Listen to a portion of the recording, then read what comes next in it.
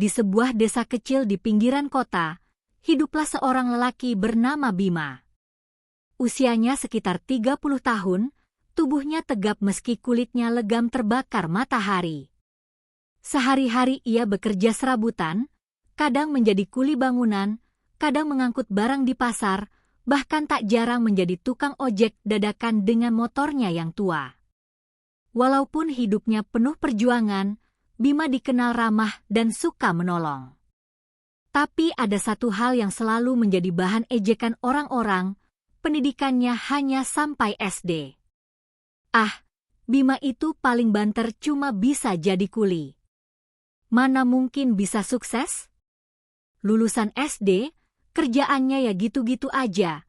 Bisik beberapa tetangga setiap kali melihatnya pulang membawa tubuh penuh debu dari proyek bangunan. Bima tidak pernah membalas hinaan itu. Ia hanya tersenyum kecut, menunduk, lalu melanjutkan langkah. Namun jauh di dalam hatinya, kata-kata itu menusuk seperti duri. Masa kecil yang terenggut.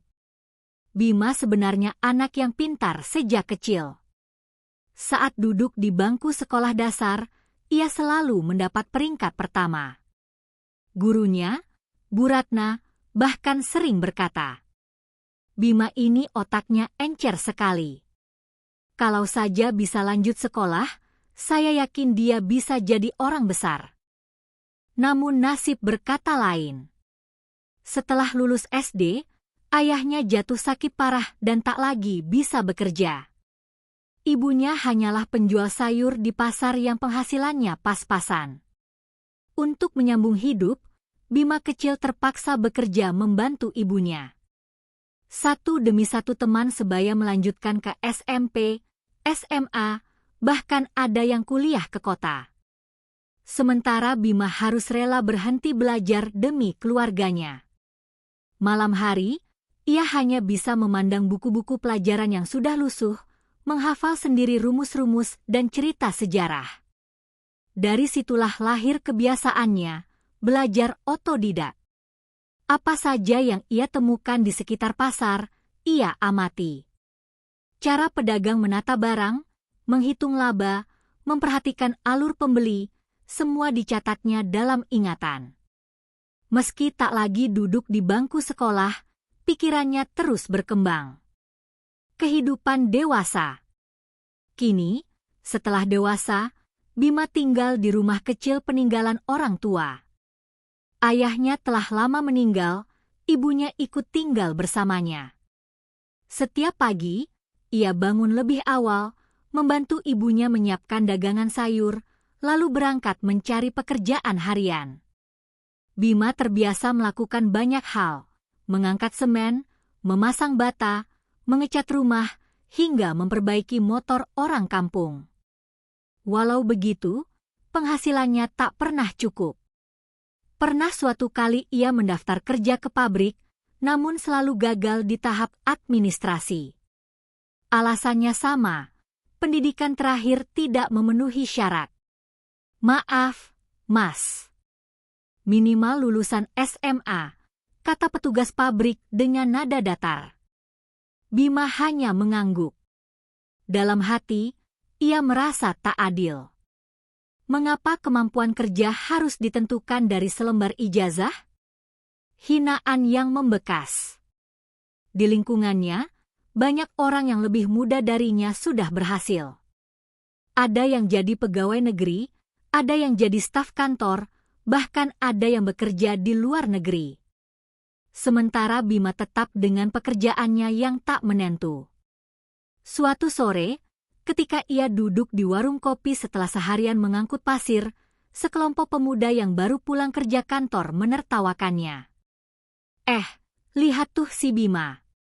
Kuli lagi, kuli lagi. Kayaknya kalau ngangkat batu, dia jagonya.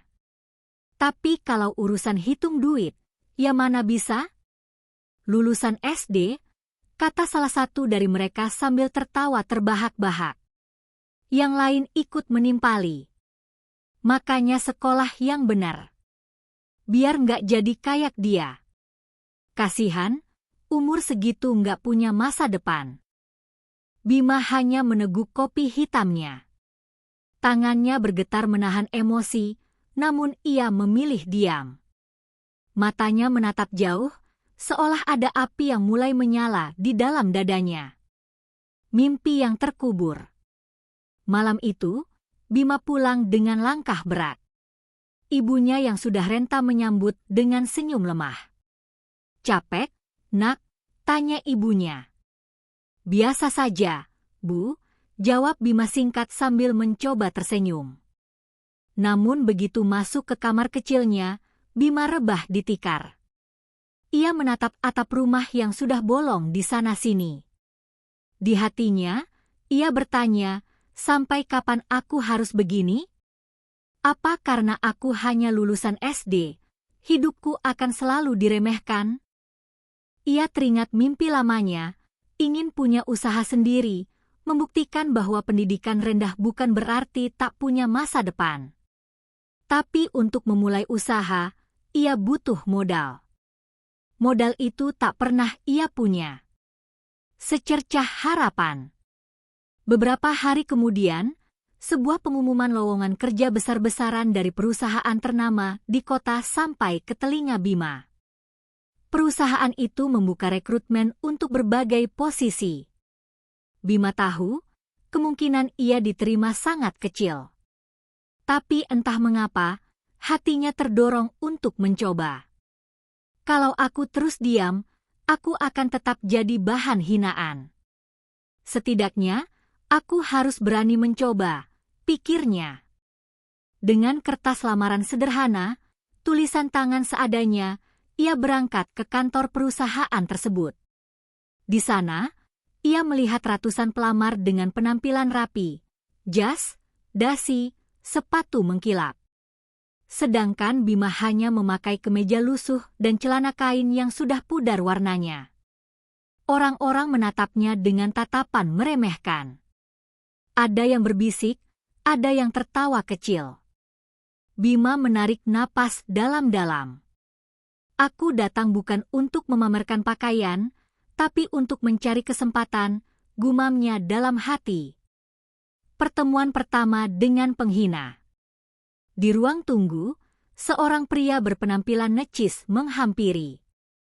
Namanya Dani, manajer HR perusahaan tersebut.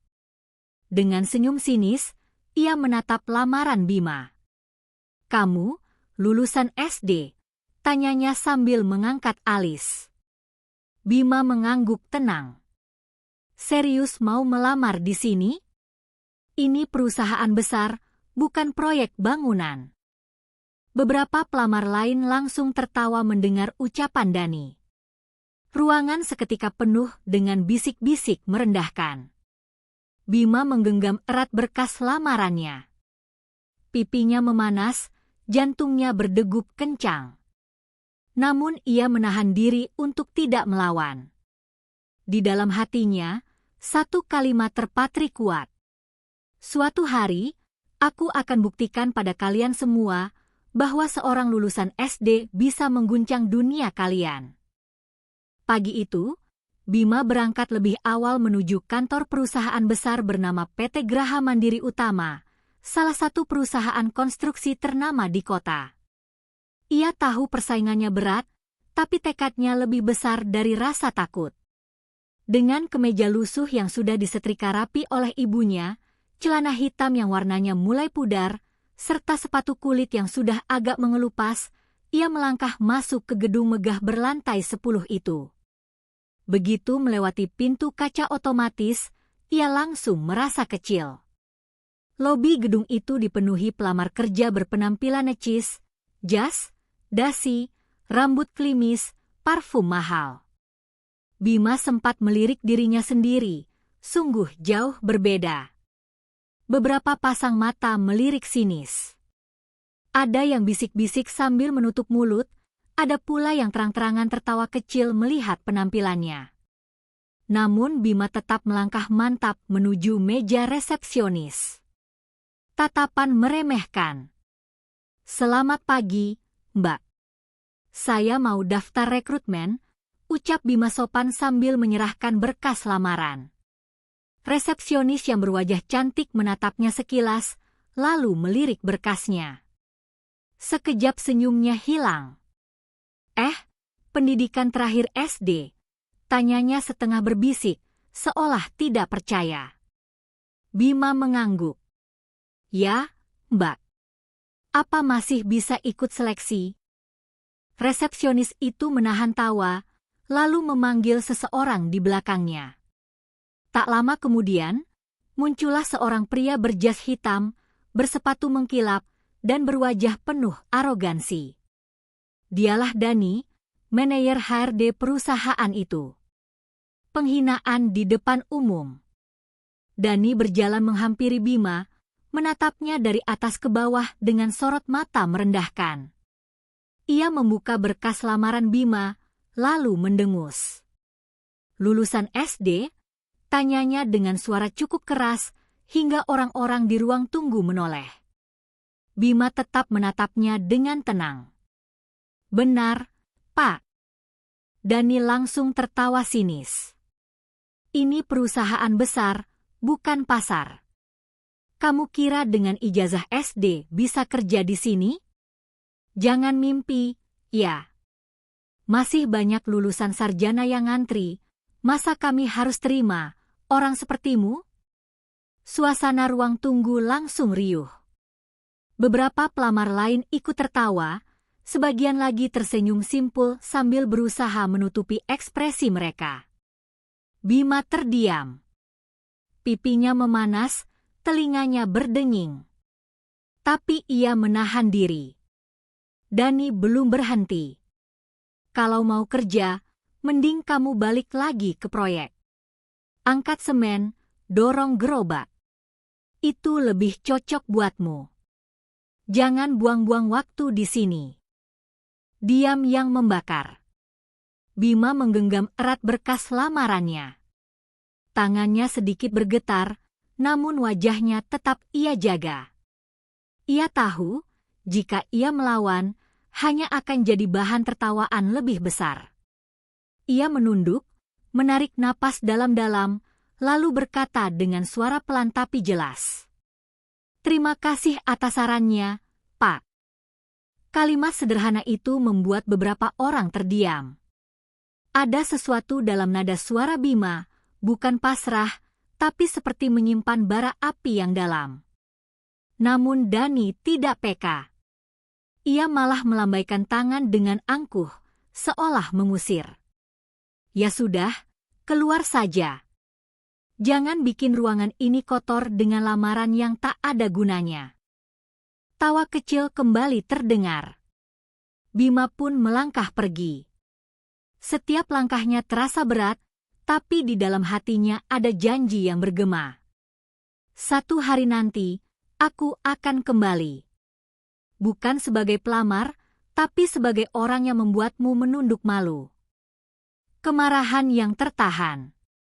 Di luar gedung, Bima berdiri menatap langit biru. Udara kota yang panas membuat keringatnya mengalir, tapi bukan itu yang ia rasakan. Yang membakar tubuhnya adalah kata-kata Dani barusan. Ia mengingat wajah-wajah yang menertawakannya. Semua ejekan yang dulu ia terima dari tetangga, kini kembali terngiang-ngiang. Namun kali ini berbeda. Ada rasa perih bercampur amarah, tapi juga tekad. Kalau dia meremehkanku karena aku lulusan SD, biarlah. Aku akan buktikan bahwa pengetahuan tidak hanya datang dari sekolah. Aku akan tunjukkan padanya. Kembali ke kehidupan nyata. Hari itu Bima tidak langsung pulang. Ia berjalan menyusuri jalanan kota, melihat gedung-gedung tinggi, lalu berhenti di sebuah warung kopi kecil. Sambil menyeruput kopi hitam panas, ia merenung panjang. Aku memang gak punya ijazah tinggi. Tapi aku punya sesuatu yang mereka gak punya. Pengalaman hidup, insting, dan keberanian untuk mencoba. Ingatan masa kecilnya kembali terbayang, bagaimana ia mengamati para pedagang di pasar, bagaimana ia belajar membaca perputaran uang, Bagaimana ia bisa menghitung laba rugi dengan cepat hanya dari melihat transaksi sederhana? Tanpa sadar, ia sudah melatih otaknya bertahun-tahun. Dan kemampuan itu kini menjadi senjata yang tak dimiliki orang lain. Desas-desus tentang perusahaan. Saat sedang termenung, ia mendengar dua pria di meja sebelah berbincang. Rupanya mereka karyawan perusahaan yang sama, PT Graha Mandiri Utama. Lo denger nggak? Katanya laporan keuangan bulan ini ancur banget. Banyak proyek nggak jalan.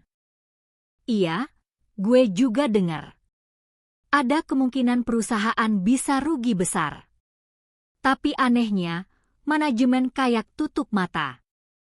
Bima mendengarkan dengan seksama. Jantungnya berdegup kencang. Jadi, perusahaan itu sebenarnya nggak sekuat yang mereka pamerkan, gumamnya dalam hati. Seketika, pikirannya berputar cepat. Ia teringat dengan cara Dani mempermalukannya tadi. Hatinya berbisik. Mungkin inilah jalanku untuk balas dendam. Tapi bukan dengan marah, melainkan dengan otak. Awal perencanaan. Sore itu, Bima pulang dengan langkah lebih ringan. Meski hatinya masih perih, ada semacam semangat baru yang membara. Setibanya di rumah, ia langsung menyalakan lampu kecil di kamarnya dan membuka buku catatan usangnya. Dengan pensil tumpul, ia mulai menulis. Celah perusahaan. Kesalahan strategi. Kemungkinan kebocoran dana. Peluang untuk menjatuhkan mereka. Tangannya menari di atas kertas. Wajahnya serius, matanya tajam. Dan di tengah kesunyian malam, Bima berjanji pada dirinya sendiri. Suatu hari nanti, aku akan membuat orang sombong itu bertekuk lutut. Dan saat itu tiba, aku akan membuktikan bahwa ijazah hanyalah kertas. Otak dan tekadlah yang menentukan nilai manusia.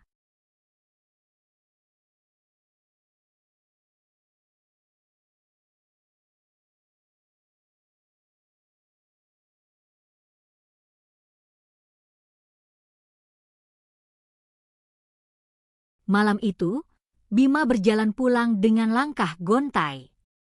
Jalanan kota sudah mulai sepi, lampu jalan menyala temaram, dan suara kendaraan semakin jarang terdengar.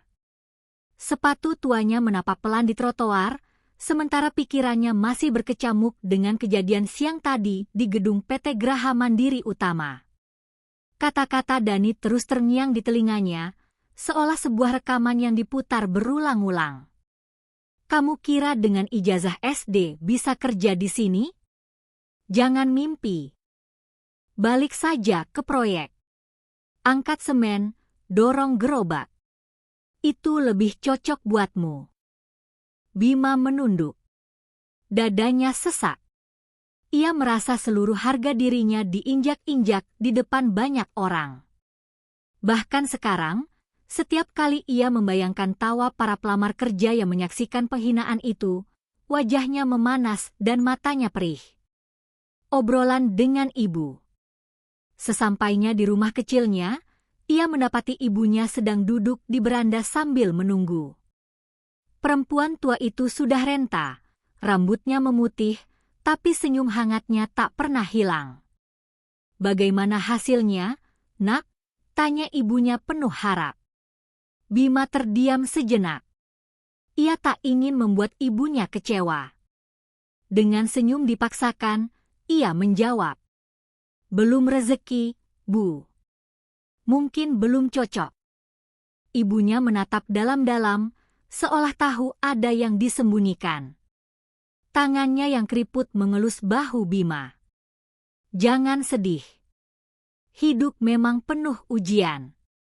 Yang penting kamu tetap jujur, kerja keras, dan jangan pernah putus asa.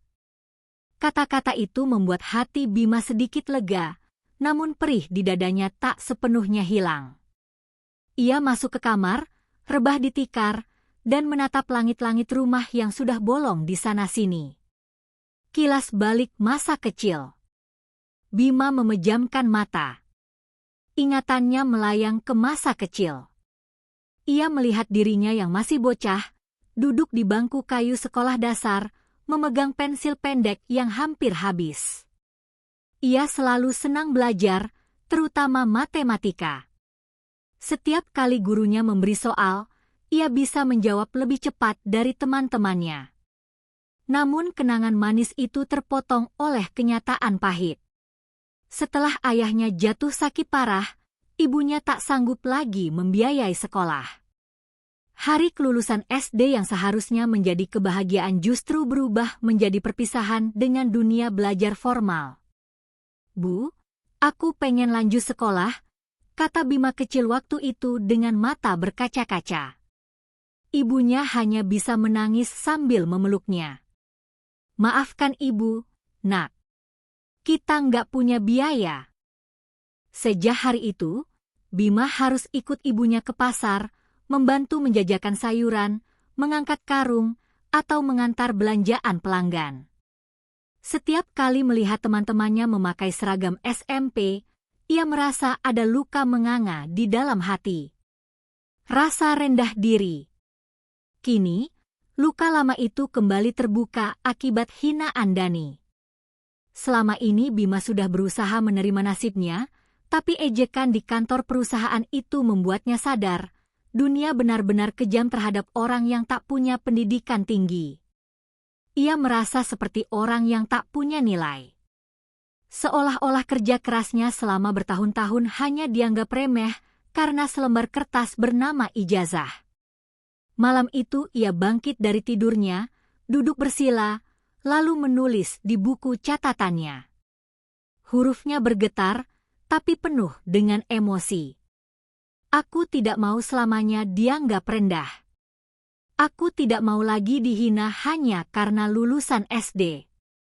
Aku harus membuktikan bahwa aku bisa. Aku harus." Rasa marah yang tumbuh. Dalam kesunyian malam, Bima merasakan sesuatu yang berbeda. Bukan sekadar sedih, melainkan marah.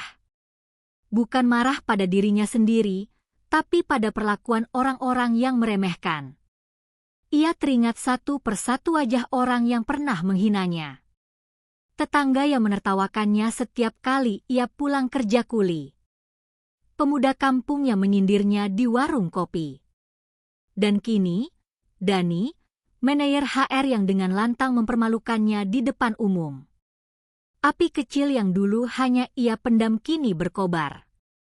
"Kalau mereka ingin lihat aku gagal, aku akan buktikan sebaliknya. Aku akan buat mereka terkejut dengan caraku." Cahaya kecil di tengah gelap. Keesokan paginya, meski masih dengan hati yang berat, Bima kembali membantu ibunya di pasar.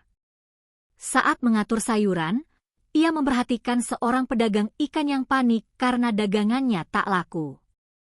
"Bima, tolong bantu pikirin, deh. Aku bingung. Ikan masih banyak, tapi pembeli sepi," keluh si pedagang. Bima tersenyum kecil. Dengan cepat ia melihat sekeliling. "Gini aja, Pak. Jangan jual per kilo. Coba bungkus kecil-kecil, buat paket hemat. Pasang tulisan, ikan segar 10.000. Orang bakal lebih tertarik."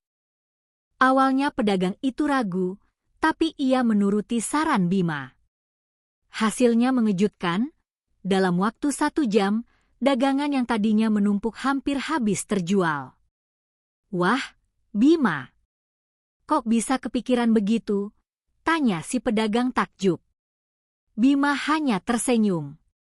Kadang kita cuma perlu lihat dari sudut pandang pembeli.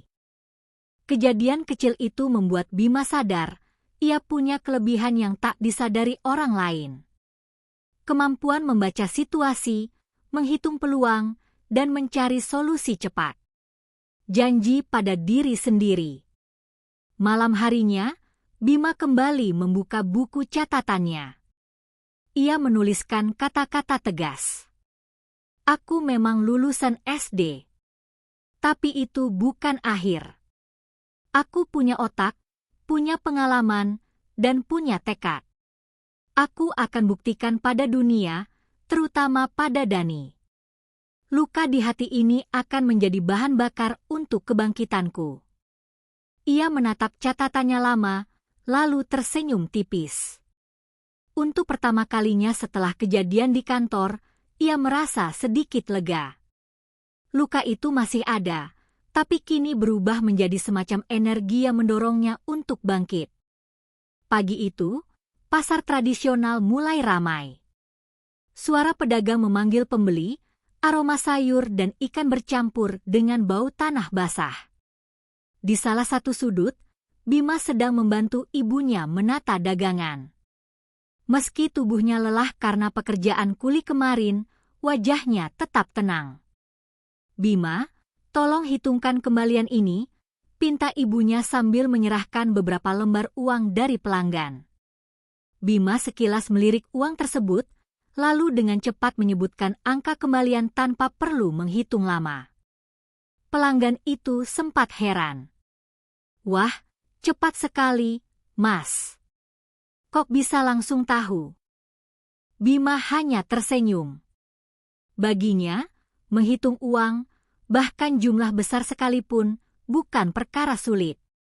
Ia sudah terbiasa sejak kecil ketika membantu ibunya berjualan sayur. Otaknya seolah otomatis menghitung begitu melihat angka. Bakat yang tersembunyi. Tak banyak orang tahu, Bima sebenarnya punya kemampuan unik. Ia bisa menganalisis sesuatu dengan cepat, bahkan hal-hal yang rumit sekalipun. Dari kecil ia terbiasa memperhatikan detail, berapa banyak pembeli lewat, barang apa yang paling laku, dan kapan harga naik atau turun. Kemampuan ini membuatnya berbeda. Ia bisa membaca pola dalam setiap pergerakan pasar. Baginya, angka dan peluang seperti teka-teki yang bisa ia pecahkan. Suatu ketika, seorang pedagang buah mengeluh padanya. Bima, aku rugi terus. Jerukku nggak laku-laku. Padahal rasanya manis. Bima berpikir sebentar, lalu memberi saran sederhana. Pindahkan lapakmu sedikit ke depan pintu masuk.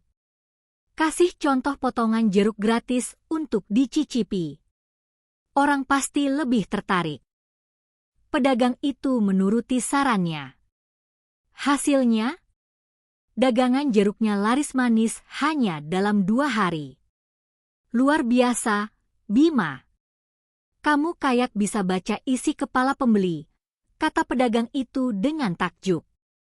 Bima tersenyum, tapi dalam hati ia tahu, ini bukan kebetulan. Ia memang punya insting bisnis yang tajam. Belajar dari kehidupan. Meski hanya lulusan SD, Bima tak pernah berhenti belajar. Setiap malam ia membaca buku bekas yang ia temukan di pasar loak, buku akuntansi, ekonomi, bahkan strategi pemasaran. Ia mungkin tak mengerti semua istilah rumit, tapi ia selalu menemukan cara sederhana untuk memahaminya. Baginya, ilmu tidak harus datang dari bangku sekolah. Ilmu bisa datang dari pengamatan, pengalaman, bahkan kesalahan. Dan setiap kali ia belajar sesuatu yang baru, ia langsung mengaitkannya dengan kehidupan nyata di pasar. Kalau buku ini bilang soal arus kas, aku bisa lihat contohnya dari pedagang sayur. Kalau pemasaran, ya aku bisa pelajari dari cara orang teriak menjual barang, gumamnya setiap kali membaca. Dengan cara itulah, sedikit demi sedikit, pengetahuan Bima melampaui apa yang dimiliki banyak orang berpendidikan tinggi.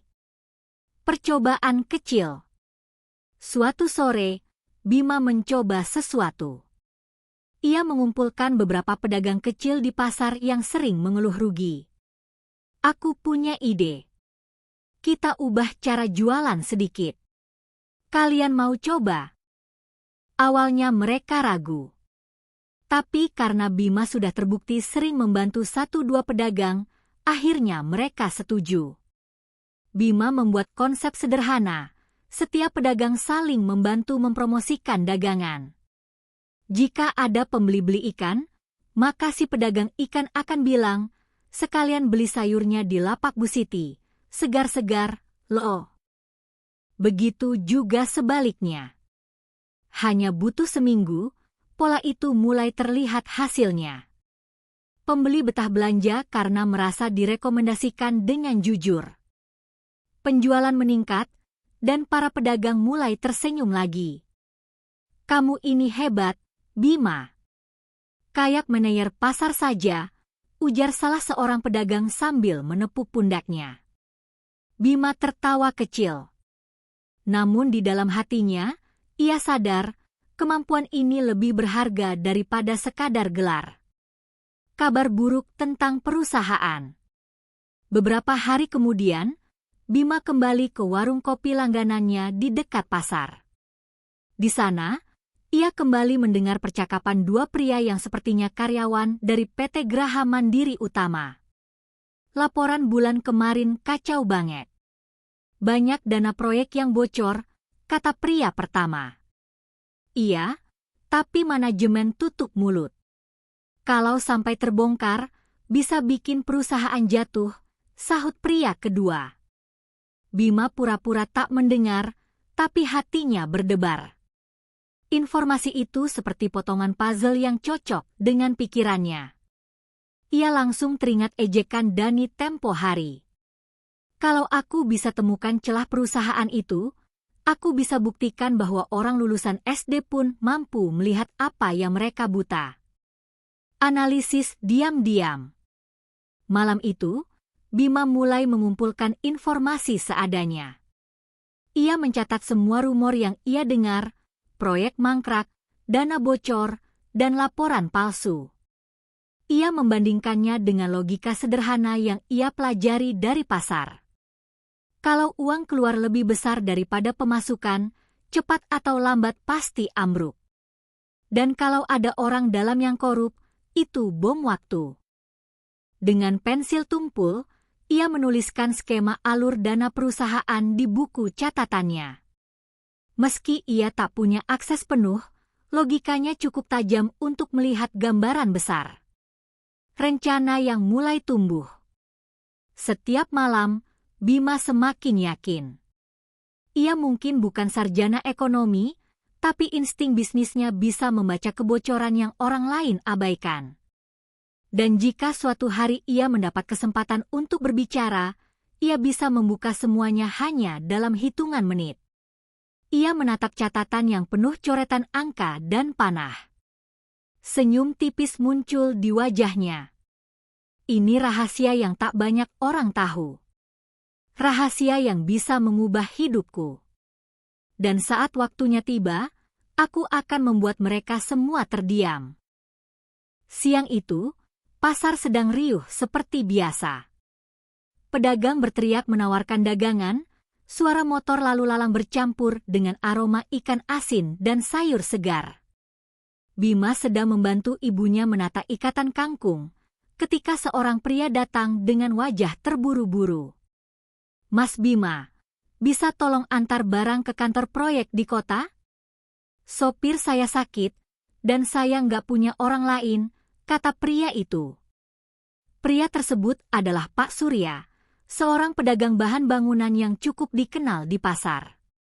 Ia sering menyuplai semen, besi, dan pasir untuk proyek-proyek besar. Bima menimbang sebentar, lalu mengangguk.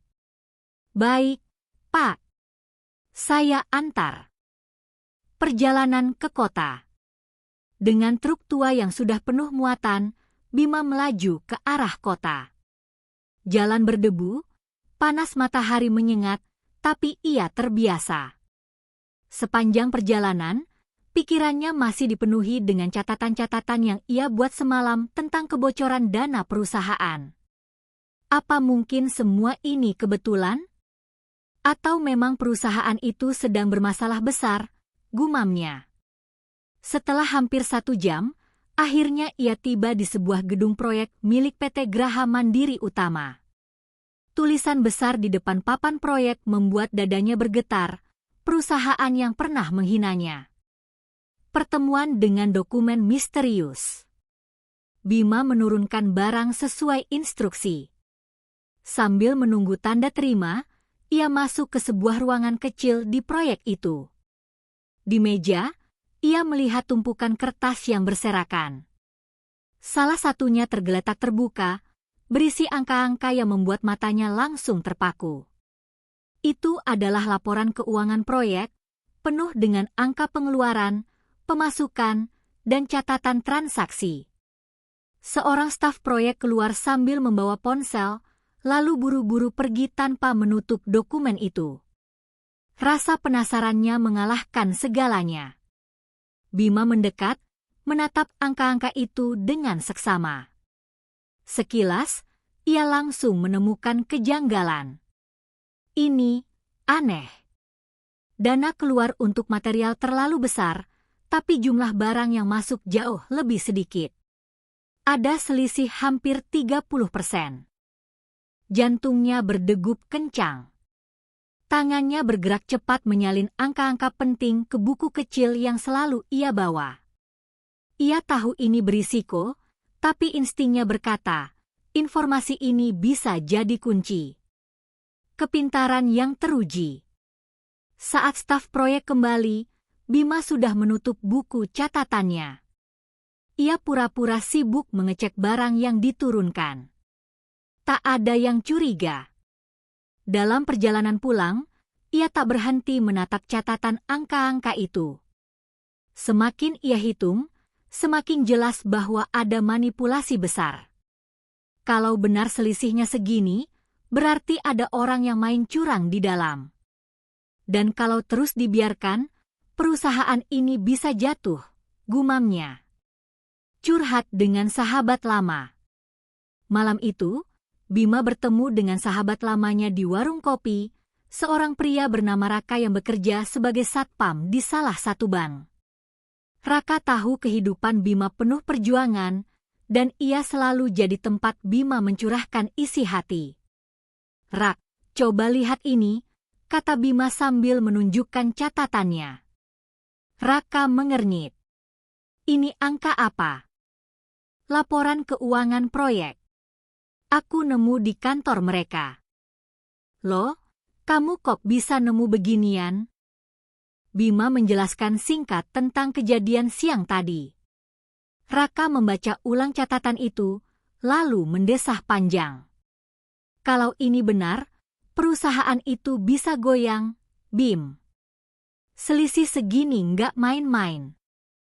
Bima menatap serius. "Aku tahu. Dan aku rasa inilah jalanku.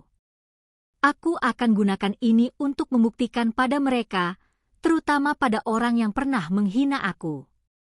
Raka terdiam sejenak, lalu menepuk bahu sahabatnya.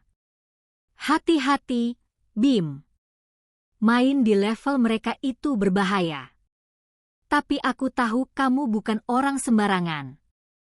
Kalau kamu yakin, aku dukung." Keyakinan yang makin kuat.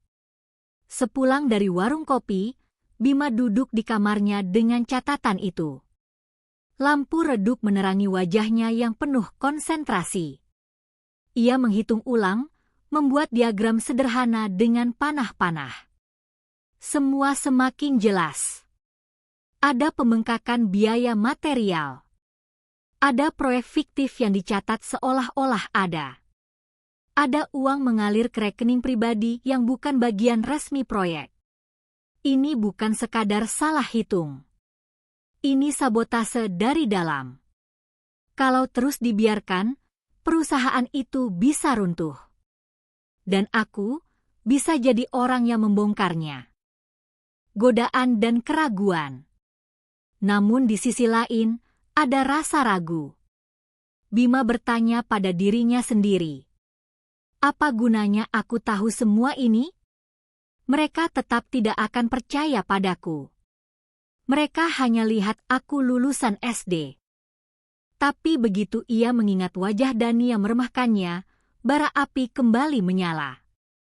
Tidak. Justru karena itu aku harus buktikan. Aku akan tunjukkan pada mereka bahwa seorang lulusan SD bisa melihat apa yang mereka, dengan semua gelarnya, gagal lihat. Pertemuan tak sengaja. Beberapa hari kemudian, Bima kembali ke proyek yang sama untuk mengantar pesanan lain. Saat menunggu tanda tangan penerimaan barang, ia melihat seseorang keluar dari mobil mewah, Dani. Wajah angkuh itu masih sama seperti waktu di ruang tunggu. Dani berjalan masuk ke kantor proyek, disambut para staf dengan hormat. Bima berdiri agak jauh, menatap tajam. Tunggu saja. Waktumu akan tiba. Aku akan buat kamu malu dengan otakmu sendiri. Tanpa sadar, kesempatan yang ia temukan di atas meja proyek itu menjadi titik awal dari sebuah rencana besar. Hari itu suasana kantor pusat PT Graha Mandiri Utama begitu sibuk. Para karyawan berlalu lalang dengan map tebal di tangan, sementara di lantai paling atas, ruang rapat utama sudah penuh dengan para petinggi perusahaan. Di luar, langit mendung seakan ikut menambah ketegangan. Bima berdiri di depan gedung menjulang itu. Bajunya sederhana, hanya kemeja lusuh dan celana hitam yang sudah mulai pudar warnanya. Tapi matanya menyimpan keyakinan yang sulit tergoyahkan. Ia masih bisa mendengar suara Dani beberapa minggu lalu, menghina dirinya. Orang lulusan SD, jangan sok pintar. Hari ini, ia akan buktikan bahwa perkataan itu salah besar. Awal yang mengejutkan. Bagaimana Bima bisa sampai di sini? Semua bermula dari informasi yang ia salin dari proyek beberapa hari lalu. Raka, sahabatnya yang satpam ban, tanpa sengaja membantu mengenalkan Bima ke seseorang dari bagian internal audit perusahaan itu. Orang audit itu awalnya meremehkan, tapi setelah Bima tunjukkan catatannya, wajahnya langsung berubah. Ini, kalau benar, bisa jadi masalah besar. Tapi kamu yakin datanya akurat? Bima menjawab tegas, hitung saja ulang. Hanya butuh 5 menit untuk melihat kejanggalannya. Karena itulah, hari ini Bima diundang, meski dengan tatapan sinis sebagian orang. Pertemuan dengan Dani. Saat Bima melangkah masuk ke ruang rapat, Dani sudah duduk di meja panjang, mengenakan jas mahal. Wajahnya kaget sekaligus penuh amarah melihat Bima datang. "Kamu?" Dani berseru. "Kenapa orang ini ada di sini?" Dia bahkan bukan siapa-siapa. Ruangan langsung gaduh. Beberapa direktur saling pandang, bingung. Ketua rapat, seorang pria paruh baya bernama Pak Arif, mengetuk meja. "Tenang. Kami undang dia karena ada hal penting yang harus diperlihatkan. Beri dia waktu sebentar." Dani mendengus, "Waktu? Jangan buang waktu perusahaan untuk mendengar ocehan kuli pasar." Namun Bima tetap tenang. Ia menarik napas panjang, lalu berkata, "Aku hanya butuh 5 menit. Setelah itu, kalian yang akan menilai sendiri." Analisis yang membuat terdiam. Bima berdiri di depan papan presentasi sederhana. Ia tidak membawa laptop canggih, hanya buku catatan lusuh dan spidol. "Baiklah," ujarnya pelan tapi mantap. "Saya ingin menunjukkan laporan pengeluaran proyek X." Ia menggambar tabel sederhana, pemasukan, pengeluaran, barang masuk. Perusahaan mencatat pembelian 10.000 sak semen. Tapi setelah saya periksa laporan barang masuk, hanya ada 7.000 yang benar-benar diterima. Selisihnya 3.000 sak. Beberapa orang langsung terbelalak. Dani mencoba menyela, itu hanya kesalahan pencatatan. Bima menoleh padanya, matanya tajam. Kalau hanya kesalahan pencatatan, kenapa selisihnya konsisten di setiap jenis material? Baja, pasir, bahkan cat dinding, semuanya lebih besar di laporan pengeluaran dibanding barang masuk. Polanya sama, 25-30. Ruangan mendadak hening. Bima melanjutkan. Jika ditotal, selisih itu bernilai hampir 20 miliar rupiah. Dan uang itu tidak pernah masuk kembali ke rekening perusahaan. Saya cek nomor rekening yang muncul di beberapa bukti transfer. Itu bukan rekening vendor resmi, melainkan rekening pribadi. Pak Arif, ketua rapat, langsung maju. Apa kamu yakin dengan angka-angka ini? Bima tersenyum tipis. Hitung ulang saja. Saya sudah rangkum semuanya. Waktu yang dibutuhkan? Paling lama 5 menit. Dan kalian akan lihat sendiri bahwa saya benar. Detik-detik tegang. Beberapa staf audit langsung membuka laptop dan mengecek laporan asli.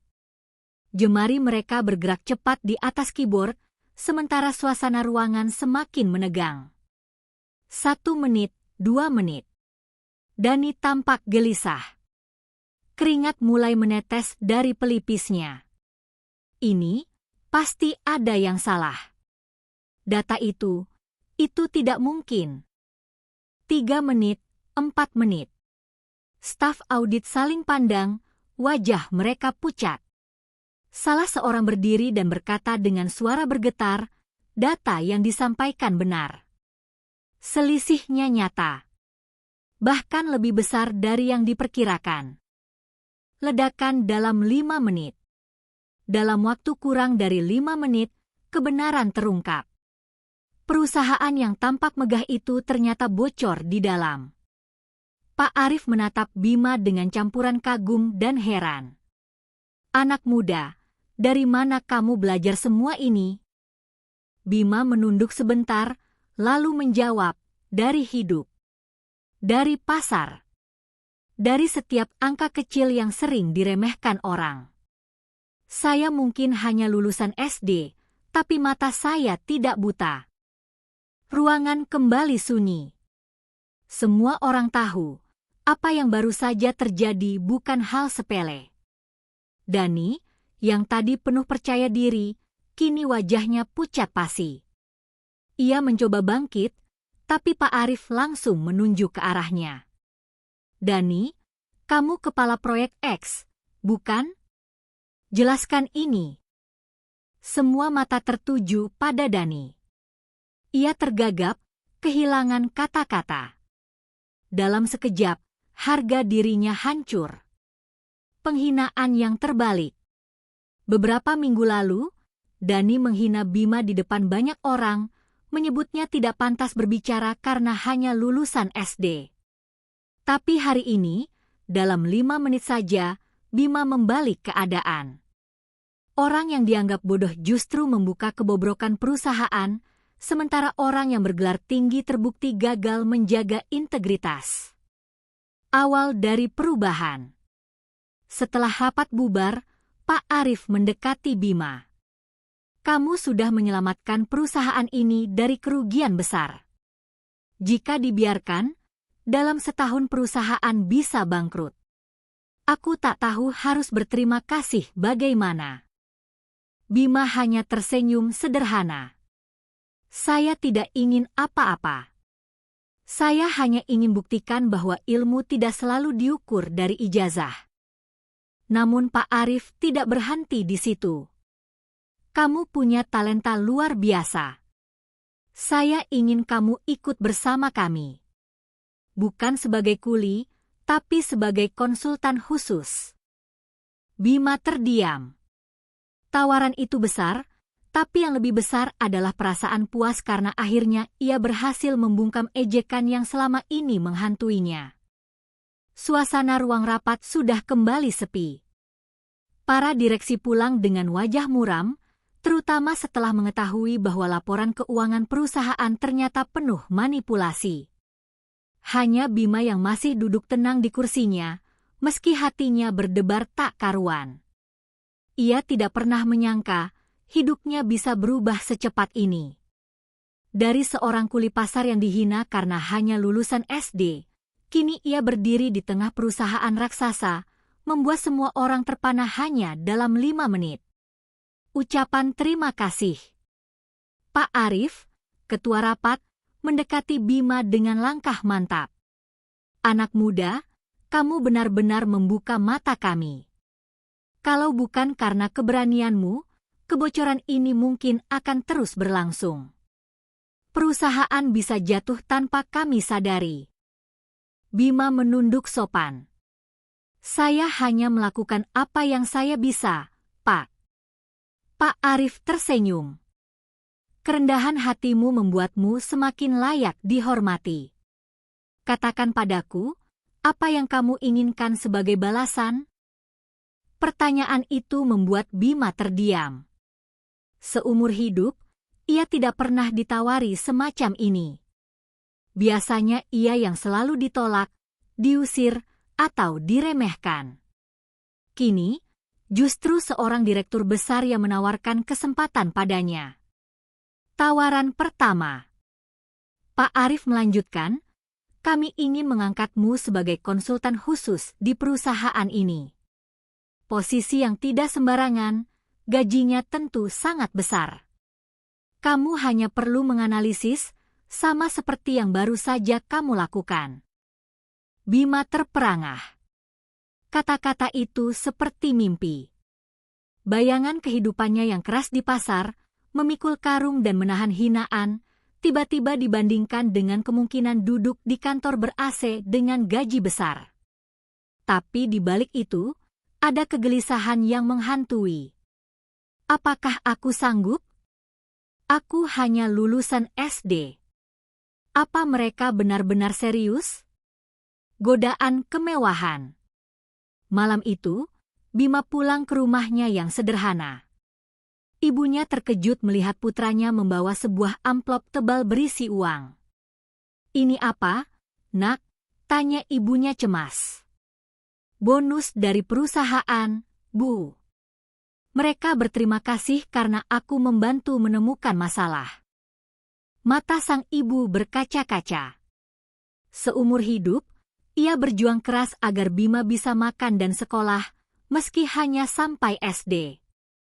Kini, melihat putranya pulang dengan rezeki sebesar itu, ia hampir tak percaya.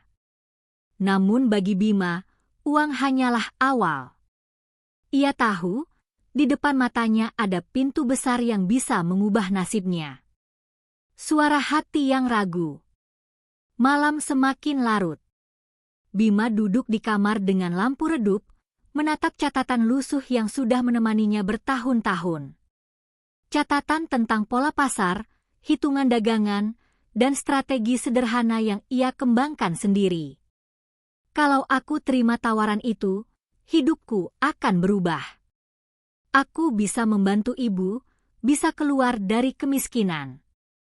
Tapi, apa aku tidak akan kehilangan jati diriku?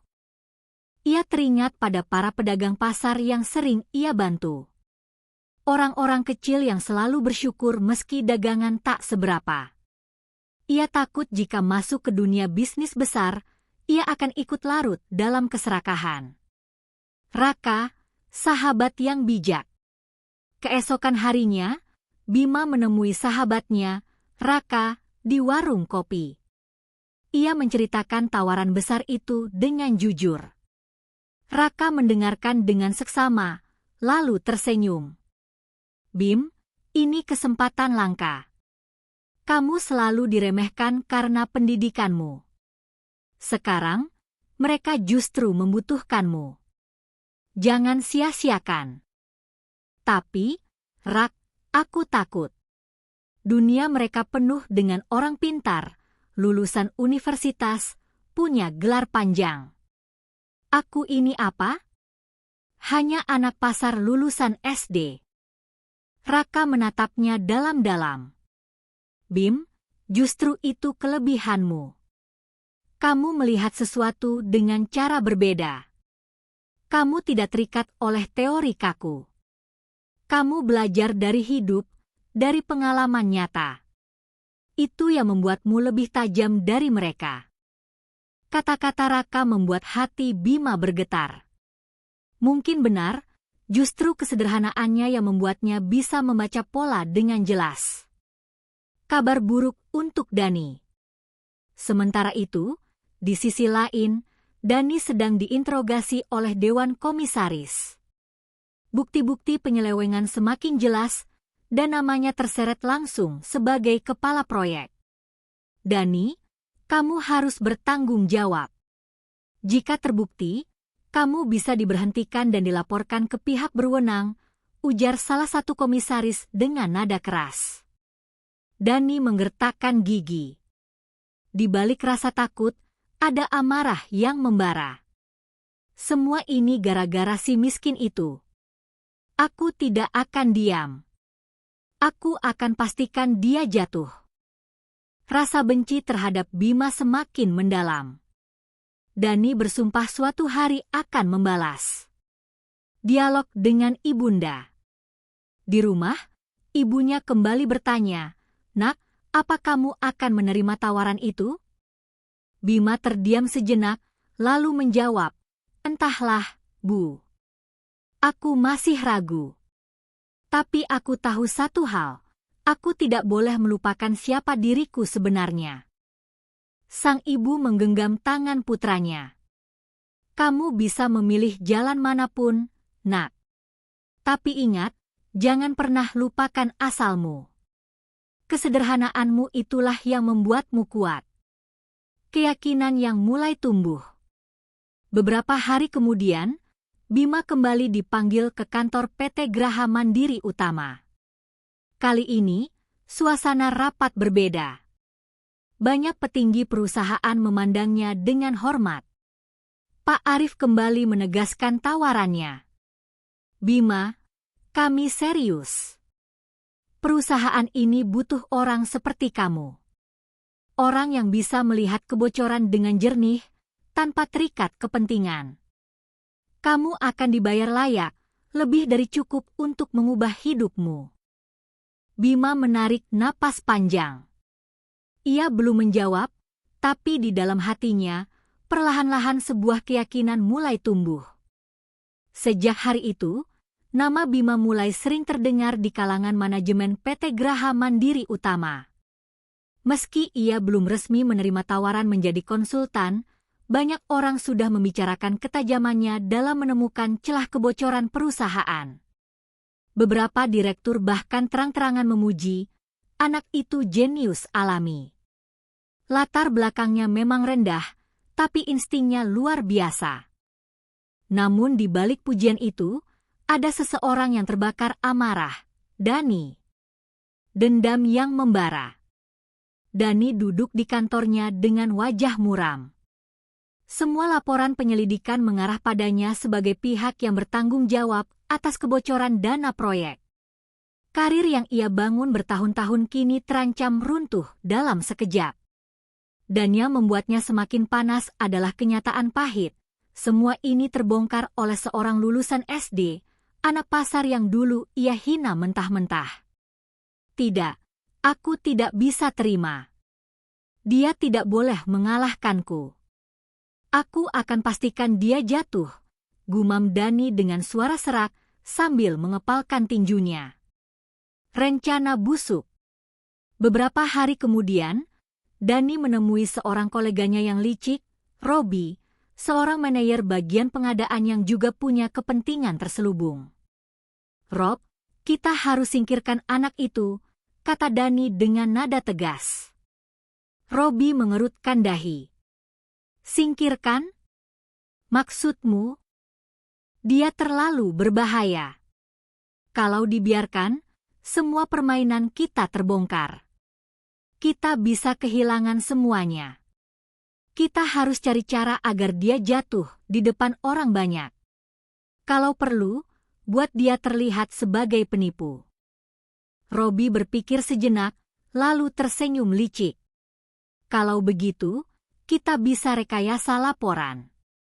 Kita masukkan data palsu, lalu seolah-olah itu analisis darinya. Dengan begitu, dia akan terlihat salah di hadapan semua orang. Dani menepuk meja. Bagus. Itu ide cemerlang. Kita buat dia malu. Biar semua orang sadar kalau dia cuma sok pintar. Jeratan yang disiapkan. Malam itu, Dani dan Robi bekerja diam-diam. Mereka membuat sebuah laporan palsu dengan angka-angka yang sengaja dipelintir. Lalu, melalui jalur belakang, mereka mengirimkan laporan itu ke tim manajemen dengan alasan, ini analisis lanjutan dari Bima. Tujuannya sederhana, agar saat rapat berikutnya, laporan palsu itu dipaparkan seolah-olah berasal dari Bima, lalu terbukti salah total. Dengan begitu, reputasi Bima hancur dan Dani bisa menuntutnya keluar. Kecurigaan Raka. Sementara itu, Bima sedang duduk di warung kopi bersama sahabatnya, Raka. Ia bercerita tentang suasana baru yang kini ia alami. Rak, aku merasa aneh. Sejak aku masuk ke lingkaran mereka, ada tatapan curiga dari sebagian orang. Seolah-olah mereka tidak suka keberadaanku, kata Bima sambil menyeruput kopi. Raka menatap serius. Itu wajar, Bim. Dunia mereka penuh persaingan. Dan kamu datang sebagai orang luar yang tiba-tiba jadi sorotan. Pasti ada yang merasa terancam. Bima menghela napas. Aku hanya takut mereka akan melakukan sesuatu untuk menjatuhkanku. Raka menepuk pundaknya. Kalau itu terjadi, jangan khawatir. Ingat, kebenaran selalu berpihak pada orang jujur. Kamu hanya perlu lebih waspada. Hari rapat penting. Beberapa hari kemudian, rapat besar kembali digelar. Semua petinggi hadir, termasuk Pak Arif, Dani, dan juga Bima yang duduk di ujung meja. Ketegangan terasa sejak awal. Dani tampak tersenyum tipis, seolah menyimpan sesuatu. Sekretaris perusahaan membagikan dokumen analisis terbaru.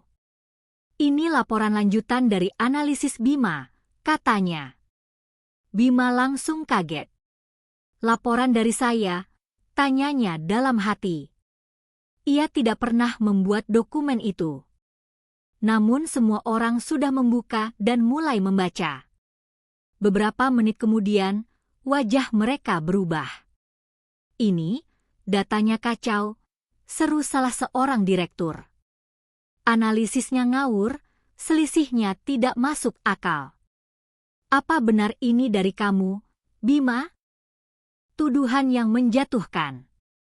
Dani langsung berdiri dengan wajah penuh kemenangan. Lihat kan? Dari awal saya bilang, dia ini hanya lulusan SD. Mana mungkin bisa melakukan analisis setingkat perusahaan besar?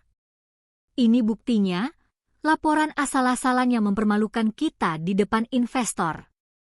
Suasana rapat mendadak panas. Beberapa orang yang awalnya kagum pada Bima mulai ragu.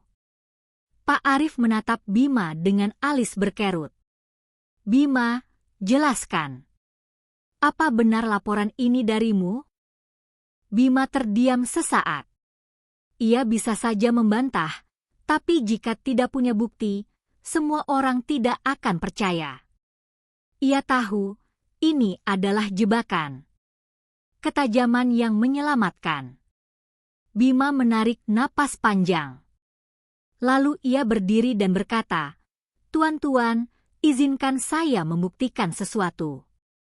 Laporan ini bukan milik saya, karena saya selalu mencatat dengan gaya sederhana. Saya tidak pernah menggunakan istilah-istilah rumit seperti yang ada di dokumen ini." Ia lalu membuka buku catatan lusuh dari tasnya. Ini cara saya menganalisis.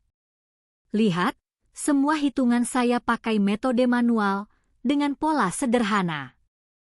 Bandingkan dengan dokumen itu. Gaya penulisannya berbeda jauh.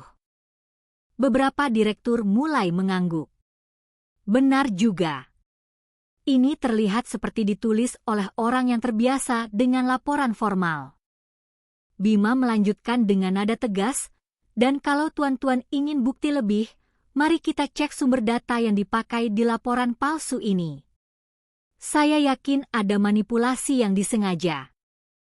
Pak Arif mengangguk pada tim audit. Mereka segera memeriksa. Beberapa menit kemudian, hasilnya keluar, benar saja, laporan itu berisi data yang dimasukkan dari komputer milik Robi, kolega Dani. Kebalikannya. Kini, semua mata berbalik menatap Dani dan Robi. Wajah mereka pucat pasi. Pak Arif berdiri dengan nada marah. Jadi ini ulah kalian. Kalian mencoba menjatuhkan orang yang justru menyelamatkan perusahaan. Dani gagap. Saya tidak tahu apa-apa. Tapi semua sudah jelas. Jebakan yang mereka buat justru menjadi bumerang. Ruang rapat yang semula penuh tekanan kini berubah menjadi ajang penghakiman. Dani dan Robi duduk dengan wajah pucat, sementara para direksi dan komisaris menatap mereka dengan tatapan dingin. Pak Arif, dengan suara berat, membuka pembicaraan. Kami sudah memeriksa laporan ini. Fakta tidak bisa dipungkiri, laporan palsu itu berasal dari komputer milikmu, Robi.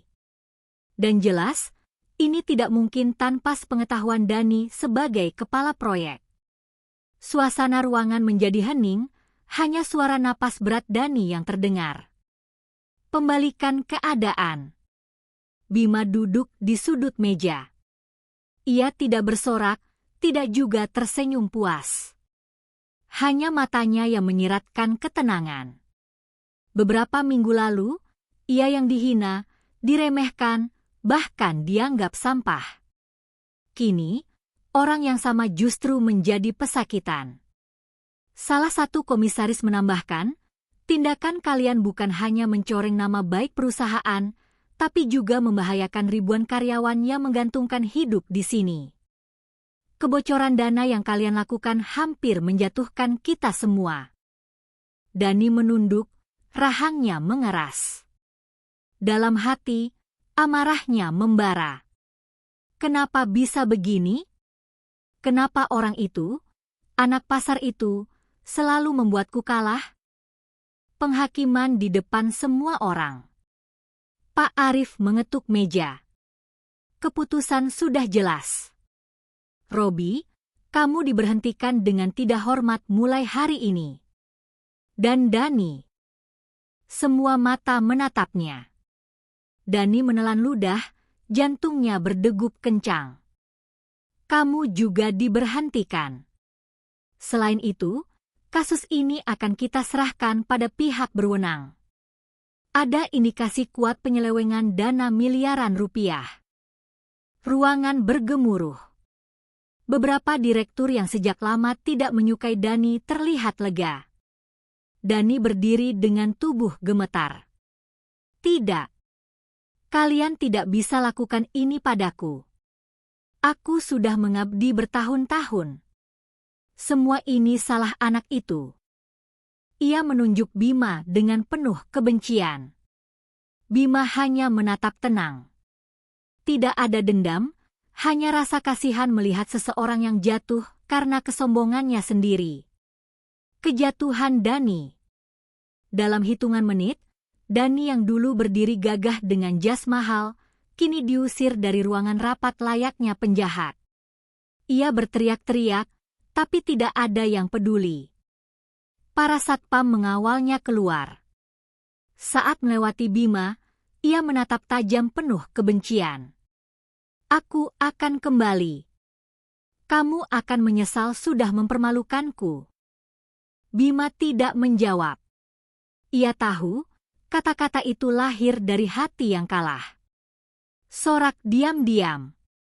Setelah Dani pergi, suasana rapat berubah lebih tenang. Beberapa orang mulai menoleh ke arah Bima. Ada yang berbisik kagum, ada yang mengangguk hormat. Seorang direktur berkata, "Anak ini bukan orang biasa. Kalau dia tidak ada, mungkin kita semua masih buta." Pak Arif tersenyum tipis. Benar. Kadang, kebenaran datang dari tempat yang tidak kita sangka. Bima hanya menunduk, merasa belum pantas menerima pujian sebesar itu. Hari yang berbeda di pasar. Keesokan harinya, Bima kembali ke pasar untuk membantu ibunya. Meski kini ia sudah dikenal di kalangan perusahaan besar, ia tetap memilih turun tangan mengangkat karung sayur, menata lapak, dan melayani pembeli. Namun kali ini, para pedagang lain menatapnya berbeda. "Bima, kami dengar kamu bikin geger perusahaan besar itu." "Hebat, Nak," seru Pak Surya, pedagang bahan bangunan. "Lulusan SD tapi kepintarannya ngalahin sarjana. Kami semua bangga sama kamu, tambah pedagang buah." Bima tersenyum, meski dalam hati ia merasa berat. "Aku tidak ingin dianggap hebat. Aku hanya ingin membuktikan bahwa setiap orang punya nilai, meski tidak punya gelar tinggi." Dani yang terpuruk. Sementara itu, kehidupan Dani terjun bebas. Setelah dipecat, ia kehilangan jabatannya, mobil dinasnya, dan juga jaringan relasinya. Beberapa bank menolak memberikan pinjaman karena kasusnya sedang diperiksa. Teman-teman yang dulu mengelilinginya pun satu persatu menjauh.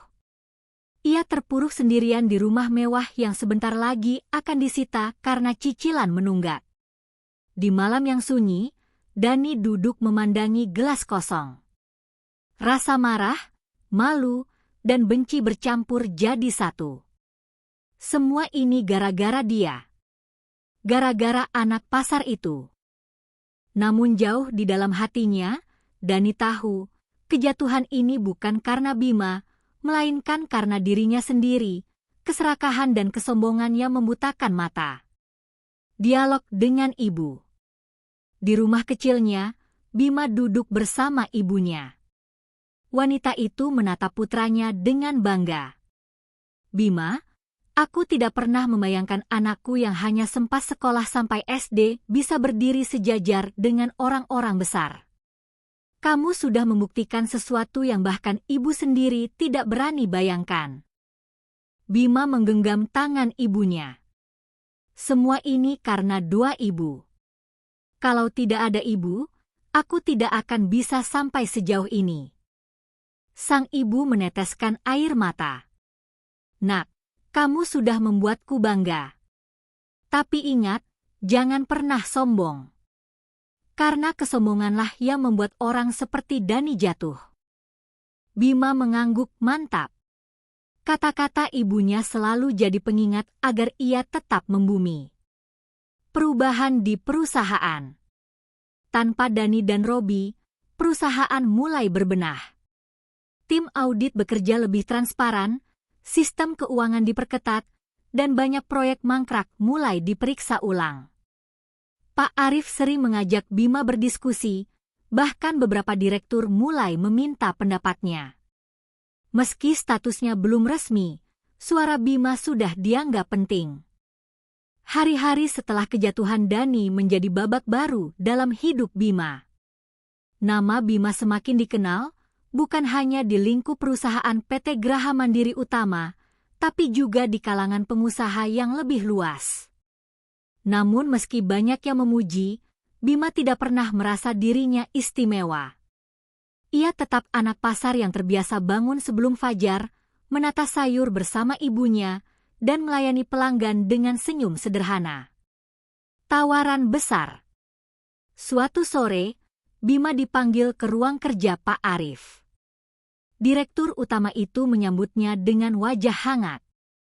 "Bima," ucapnya, "selama beberapa minggu terakhir, kamu sudah menyelamatkan perusahaan ini dari kebangkrutan. Bukan hanya itu, kamu juga membuka mata kami semua tentang arti integritas. Karena itu, Kami ingin menawarkanmu posisi resmi sebagai konsultan tetap di perusahaan ini. Dengan gaji dan fasilitas yang sepadan. Bima terdiam. Tawaran itu adalah sesuatu yang tidak pernah ia bayangkan. Dari anak pasar yang hanya lulusan SD, kini ia ditawari kedudukan penting di sebuah perusahaan besar. Namun ia menunduk, lalu menjawab pelan, "Pak, saya berterima kasih. Tapi izinkan saya jujur, saya tidak ingin hanya bekerja untuk perusahaan besar. Saya ingin melakukan sesuatu yang juga bisa membantu orang-orang kecil, seperti saya dulu." Pak Arif terkejut. "Maksudmu?" Bima menatap lurus. "Saya ingin membangun usaha sendiri yang bisa membuka lapangan kerja untuk banyak orang. Saya ingin membuktikan kalau anak pasar juga bisa berdiri di puncak." Pak Arif tersenyum, matanya berbinar. "Keputusan yang berani. Kalau begitu, perusahaan akan mendukungmu. Apapun yang kamu butuhkan, sampaikan padaku." Langkah pertama. Dengan modal awal yang ia kumpulkan, ditambah dukungan dari Pak Arif, Bima memulai usahanya. Ia mendirikan sebuah perusahaan distribusi sayuran modern yang memanfaatkan teknologi untuk menghubungkan petani langsung dengan pasar. Ia menamainya Mandiri Sejati, sebuah nama sederhana yang mencerminkan perjalanannya. Awalnya, banyak yang meremehkan. "Mana mungkin anak pasar bisa jalankan bisnis sebesar itu?" Begitu komentar orang. Tapi Bima tidak gentar. Ia turun langsung ke lapangan, menemui petani satu persatu. Ia menjelaskan visi sederhana, memotong rantai panjang distribusi agar petani mendapat harga lebih adil dan pedagang tidak harus membeli mahal. Dukungan dari pasar. Orang-orang pasar yang dulu menatapnya rendah kini justru mendukung penuh. Para pedagang berkata, "Kalau Bima yang jalankan, kami percaya. Dia anak kita, dia tahu penderitaan kita." Ibunya pun selalu berada di sisinya. Meski tidak paham soal teknologi atau strategi bisnis, sang ibu selalu memberikan semangat. "Yang penting, Nak, jangan pernah lupa asalmu. Kamu tetap anak pasar. Itu yang membuatmu kuat." Kesuksesan yang cepat. Dalam waktu kurang dari setahun, usaha Bima berkembang pesat. Mandiri Sejati berhasil menjalin kerjasama dengan ratusan petani di berbagai daerah, dan pasar modern mulai melirik sebagai mitra. Banyak media menulis kisahnya, lulusan SD mendirikan bisnis distribusi sayuran modern. Nama Bima menjadi inspirasi. Bukan hanya karena keberhasilannya, tapi karena ia membuktikan bahwa pendidikan formal bukan satu-satunya jalan menuju kesuksesan. Integritas, kerja keras, dan ketulusan bisa menjadi fondasi yang lebih kokoh. Kehidupan yang berubah. Bima kini tidak lagi kesulitan ekonomi. Rumah sederhana mereka diperbaiki, ibunya tidak perlu lagi berjualan sendirian di pasar. Namun meski sudah punya mobil dan kantor besar, Bima masih sering turun ke pasar lama untuk membantu para pedagang. "Bima, kamu sekarang sudah jadi bos besar. Kenapa masih mau repot-repot datang ke sini?" tanya salah seorang pedagang. Bima hanya tersenyum. "Karena dari sinilah semuanya dimulai. Kalau aku melupakan pasar, aku melupakan diriku sendiri." Dani yang kalah. Sementara itu, Dani benar-benar jatuh ke titik terendah. Setelah kasusnya diproses, ia kehilangan jabatan, harta, dan juga teman-temannya.